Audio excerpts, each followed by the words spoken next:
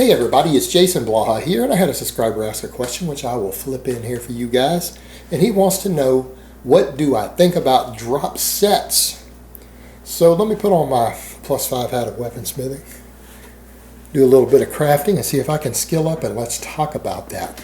Alright, when it comes to what people do drop sets for, I don't think drop sets are the best way to achieve that goal, and I'm going to get into that in a minute. Alright, when you think about it, what is the purpose of a drop set? A drop set is so that you can take a very, very short break from your lifting on your set and then continue that set. It's a way to do an extended set. Now, when people say, well, okay, I'm trying to do that to get more muscle growth or whatever they're doing, alright, fair enough, I understand that. That's a reasonable use of a drop set or any extended set. You want to get more muscle growth, more stimulation, more muscle fiber recruitment, build up metabolites that have an anabolic response, right? I understand that. That's reasonable. But the people need to remember is that you can hit maximum muscle growth doing straight sets. You can hit maximum muscle growth without even training to failure. That is an absolute proven scientific fact of exercise science, all right? You can absolutely grow as fast as possible as long as you get sufficient progressive overload, sufficient volume, sufficient workload, all right? You do not have to hit failure. You do not have to do extended sets. You can just normal straight sets. So why do people do these? Well, quite simply, get out of the gym faster. You don't want to train as long. You want to not deal with the recovery issues of spending large amounts of time in the gym, and you're trying to get a very short workout with very few sets in. That is the reason to do a drop set, because they don't stimulate more growth than doing more sets do. I think most people understand that. It's not like doing a drop set or training past failure or anything like that puts more muscle on you than just doing more work does. Pretty much understood, universally agreed. It does get you out of the gym quicker. It does have a different effect with recovery and things, and that's what we need to get into. Things like this, extended sets, are a way to get those additional metabolites, metabolic fatigue, muscle fiber recruitment, and get out of the gym faster. All right. The thing is, when you do drop sets, if people understand what they are, you can look this up on Google. You can get definitions of drop sets. The idea was invented in the 1940s. It's not a new concept. A drop set is where you take a set either to failure or close to failure with a given weight. Doesn't matter whether we're talking about a compound or an isolation. We don't need to get that complicated. You take a set. Working set on an exercise. Take it close to failure or to muscle failure. Then you reduce the weight, whether you have a spotter help pull weights off or you pull weights off, however long it takes to reduce weight, or maybe go to a next set of dumbbells, a few seconds. And then you do the same thing again. You do a bunch of reps, and then you repeat the process. You know, you might do 1 drop, 2 drops, 3 drops. It's going to vary. Depends on what you're trying to do, depends on what you're doing, how much you can handle. All right, but here's the problem you run into. Or if you're doing drop sets, your goal is to get as much muscle fiber recruitment and build up metabolites from the least amount of work possible. So you get out of the gym sooner. So you recover more. And the thing is, when it comes to drop sets, something to consider is that it takes you a few reps to start recruiting the upper threshold fibers again, right? So once let's say you're doing whatever exercise with 200 pounds on it, right? 200 pounds. And you've done 10 reps. And you failed on the 10th rep. Spotter helps you at the machine, bar, whatever you're doing. And then you drop down to 150 pounds. And you try to crank out 6 or 7 or 8 more reps. The first 4 or 5 reps, definitely the first 3, you're not hitting the upper threshold fibers. You're just doing basic work again, just like you did on your initial set. You know, on a 10 rep set, you don't start hitting the upper threshold fibers usually till probably like the 5th rep. All right, those first 4 reps are what? They're basically just getting the slower threshold fibers started. Some of them are starting to get a little fatigued. Say, okay, we're getting a little tired. We need to start kicking more muscle fibers in, the heavier fibers to lift this weight. This heavy weight's too heavy for us to do this many reps with. Because, I mean, a 10 rep failure set is a relatively heavy weight. It's not super heavy, but it's relatively heavy for anybody, depending on your strength level. It's moderately heavy, 8 to 10, moderately heavy. So around the 5th rep or so, the upper threshold fibers, the serious fibers, the ones that are really going to grow, start kicking in. That's usually how it works. Well, the problem is when you reduce the weight, say 25, 30%, whatever it is you're reducing it, you repeat the process again.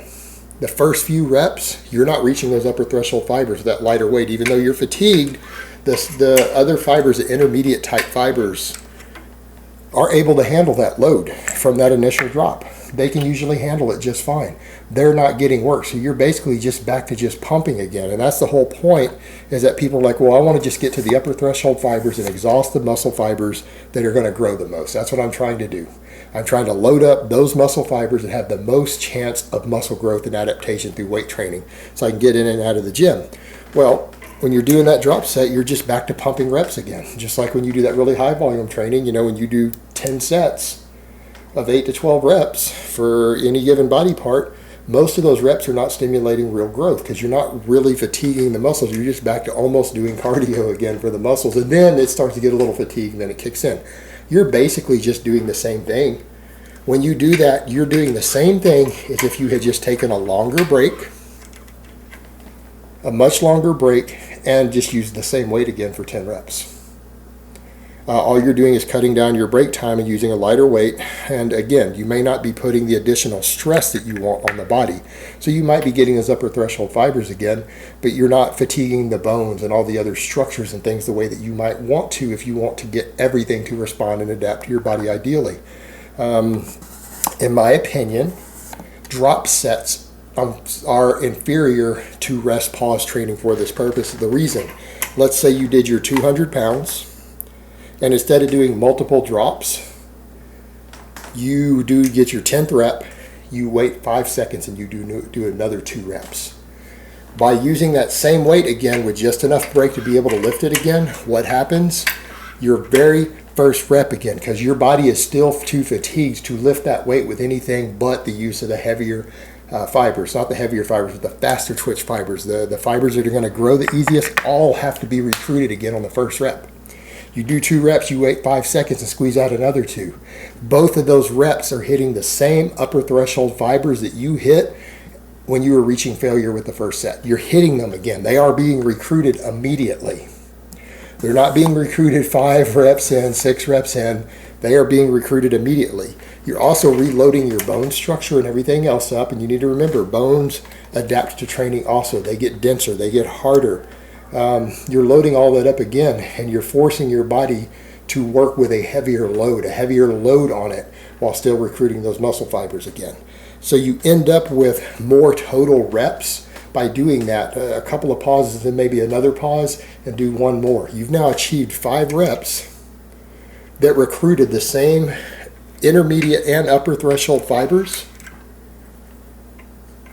that you got by reaching the last 2 reps on your set to failure. You're hitting the exact same fibers, and you know what? Because it's been such a short break and you're hitting those again, and with that very heavy weight that is fatigue, those muscles are pretty well exhausted again on that first and second rep again. They're immediately exhausted as if you've gone to failure. You're also building up the metabolites and waste products that cause a hormonal cascade through the muscle after also. You are basically putting in very similar fatigue with every single rep that you do on the rest pause after that initial set. Every single rep that you're doing is almost like replicating a set to failure again in terms of muscle fiber recruitment and in terms of metabolite buildup in the muscle. You are effectively getting a very similar stimulus by only adding 15 seconds of extra work behind the set, because again, 5 seconds, 5, and then basically, I don't know, what are we talking about, 20 seconds? You're getting a very, very similar response to that of basically taking 3 sets to muscle failure. It's very similar internally as far as the muscle is concerned. And you're reloading up the whole body with that heavier weight again. As far as support musculature goes, as far as skeletal structure and things go, they are all being stressed with a heavier weight than you are on the drop sets. So you get that additional advantage in addition to the reps that you're getting more high quality reps, maximum fatiguing, maximum muscle fiber recruitment reps, way more of them than you are on the drop set. In addition to, you're not even having to change the weights. I mean, the beauty of something like that, okay, if you're on a machine, I can see why some people would consider the drop sets the dumbbells, but what about when you're doing the big movements that really put mass on you? What about a barbell row off the floor? What about a deadlift? What about squats? All these things, it's taking someone to work to drop plates around. On your big, heavy exercises, it takes work to do the plates on the drop sets. On the rest pause, it's not necessary. You don't need help from anyone. You don't need a spotter. You're not making the spotter do extra work that he doesn't have to do, because you're just using the same weight all the way through. It is simpler, and in my opinion, it is more effective. And that's what a lot of things come down to, guys. There's a lot of things that we could do in the gym to make things more complicated and to be more convoluted, but that doesn't mean that they're beneficial. What I generally recommend to anyone, don't make anything any more complex than you have to get the best results possible. Because the more convoluted and complex you make things, the more hassle it becomes, the more margin for error that you get, everything else. I mean, even the fact that you're having to use a spotter to help you on the drop sets. I mean, come on. What if your spotter's not there that day and you wanted to do that style of training? You got to borrow someone from the gym. You're making them do work for what? You could have gotten all the benefits with less total reps and less time had you just done a drop set. You just added complexity and needing help from other people and everything else that wasn't actually necessary. You added a degree of complexity for zero benefit. What's the point, guys? So we don't need to make this stuff more complex than it needs to be. Training programming can already get complex enough. Figuring out recovery curves and everything get complex enough as it is sometimes. This stuff doesn't have to be rocket science. There's no need to make it more complex and convoluted than necessary. Rest pause is a very, very effective tool. I've known world champion level powerlifters who swear by it. Guys like Jamie Lewis, and people want to talk about fat powerlifters. Jamie Lewis frequently competed. He set a world record in powerlifting while under 10% body fat. He loves rest pause training. He also loves beltless training, but he does a lot of rest pause with very, very heavy weights. He's a big believer in coming in and doing rest pause with like 85-90% of your max for singles.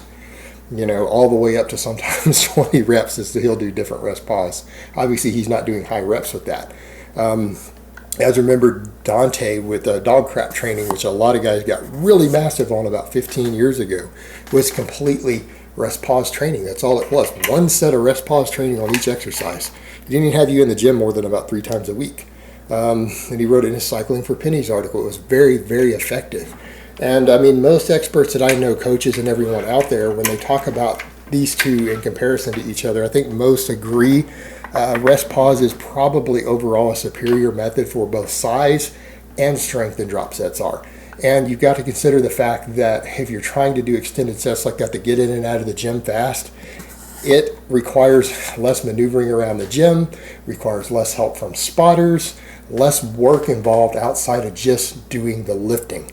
And you know, that's the other thing too. There's that mental component to deal with also. When you're trying to do training like that with extended sets, you have to remember there's a mental focus involved. It is very, very difficult to do extended sets. It requires a lot of focus. And if you're distracted with silly shit like finding spotters, having to make sure your spotter's doing the stuff right, changing the plates, or you getting around and changing plates and messing with that, it can distract you away from your maximum focus of, I need to lift this heavy ass weight more after I've already reached failure. I've got to lift this again. You need to be focusing on the training end of it. And by doing the rest pause instead of the drop set, you're not dealing with looking at other things, numbers, plates, dealing with other people. You can go back to just focusing on lifting the weight. And there is that mental component of it as well, because the last thing you want to do if you're doing a training style like that is break your focus. Don't lose your focus. Mental focus is everything in training. So there it is, guys. That's my reasons why I think rest pause is simply a superior method to drop sets for the purpose in which people actually use drop sets. All right, guys, but that's really all I have to say on that today. I hope it's been informative, and I will talk to you guys next time.